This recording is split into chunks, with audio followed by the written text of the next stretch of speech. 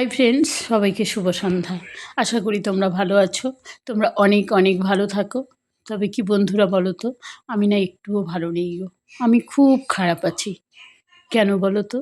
যবে থেকে আমার ছোট মেয়ের বিয়েটা ঠিক হয়েছে না, আমি ভীষণ কষ্টের মধ্যে আছি। তোমাদেরকে না ঠিক বলে বোঝাতে পারবো না। আমাকে সবসময় যেন কিরকম হতাশ হতাশ লাগে। আমি যেন একাকিত্ব। যখন আমার মেয়েটাকে আমি ভাবি যে আমি তো ওকে আর ধরে রাখতে পারবো না, ও তো পরের ঘরে, ওকে দিতেই হবে। সত্যি কতগুলো বছর ভাবো, সেই 10 মাস 10 দিন পেটে রাখার থেকে শুরু করে ছোট থেকে বড় করে লালন পালন করে কত বড় পড়াশোনা শেখানো, সব কিছু। একটু কাশি হলে হাতের সামনে গোলমরিচ, আদা, লবঙ্গ, কফ সিরাপ সব রেডি করে দেওয়া, গরম জল কি না করেছি বলো? সকালে উঠতে দিইনি ওকে, আমি নিজে সব করেছি। কিন্তু তবুও ওকে বলিনি, মা তুই ওঠ, তোকে পড়তে হবে।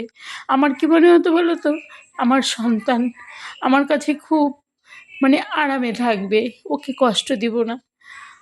কিন্তু এটাই হয়তো আমার কোনো একটা দিক খারাপ ছিল, যে ওদেরকে আমি পড়াশোনার জন্যও ডাকিনি গো।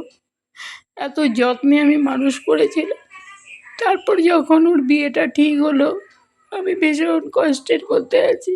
তোমাদেরকে বলে বোঝাতে পারবো না আমার কষ্টটা।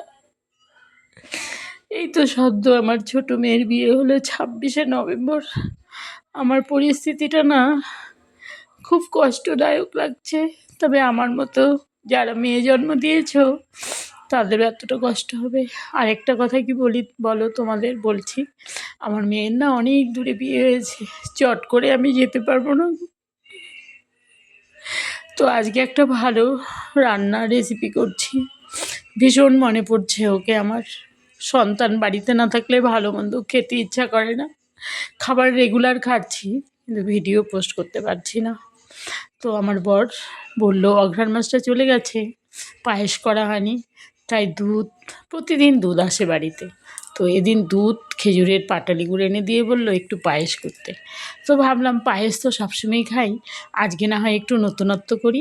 তাই দুটো গাজরকে একদম খোসা ছাড়িয়ে গ্রেট করে ঘিয়ে ভেজে নিয়েছি, আর কাজু কিশমিশটাকেও ঘিয়ে ভেজে নিয়েছি।